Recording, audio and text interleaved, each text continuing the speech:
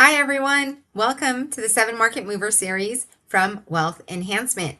My name is Aya Yoshioka, and I'm a portfolio consulting director and senior investment strategist. So, in these videos, we love to talk about what impacted markets. And this week, we saw some volatility return to markets as a lot of geopolitical headlines grabbed investor attention. First and foremost, we had President Trump talking about U.S. control over Greenland and threatening additional tariffs on Europe. That caused a lot of investor fear, sort of having the sell America trade reemerge. Then we had Prime Minister Sanae Takaichi from Japan announce some tax cuts, and that sparked investor concern over Japan's already substantial public debt. They had their 40-year bond yield surge to over 4%. It's the first time it hit 4% since its debut in 2007. And its 30-year bond actually hit 3.88%, and that was a 27 basis point surge in one day.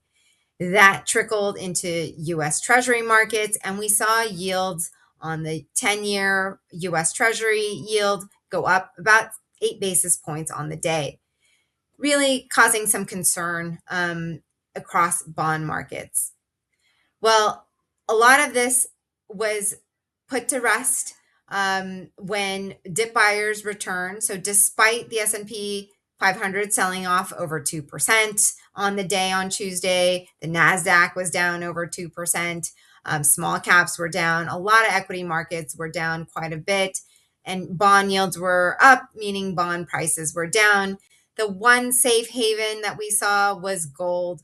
Gold surged 2% on the day, and gold has been on a tear in 2026 and has returned over 14% on a year-to-date basis. However, dip buyers really returned to the market on Wednesday and Thursday of this week. And as of the close on Thursday, we are within 1% of the all-time highs in the S&P 500 again. So, what else has been going on when it comes to economic data? Well, this week we got some retail sales data, and that showed that retail sales grew 0.6% during the month of November. A lot of this data has been delayed because of the government shutdown, but that was a positive and really indicated that the US consumer remains very resilient. We also saw initial jobless claims of about 200,000, essentially unchanged from last week. And it really reflects a labor market that just continues to normalize. We know it's cooling. The cooling has been gradual, and markets can handle all of that, at least at the pace that it's cooling. And GDP growth, we got a nice estimate from GDP growth for the third quarter of 2025.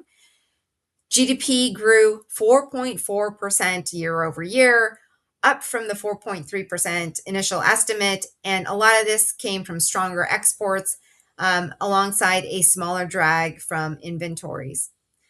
Finally, we are in the second week of earnings season, and we've had 61 companies within the S&P 500 index report, mostly banks, but we've seen some other names like some industrials like 3M or consumer names like Netflix report so far. And most of them have had better than expected numbers, but the stock reactions have been mixed.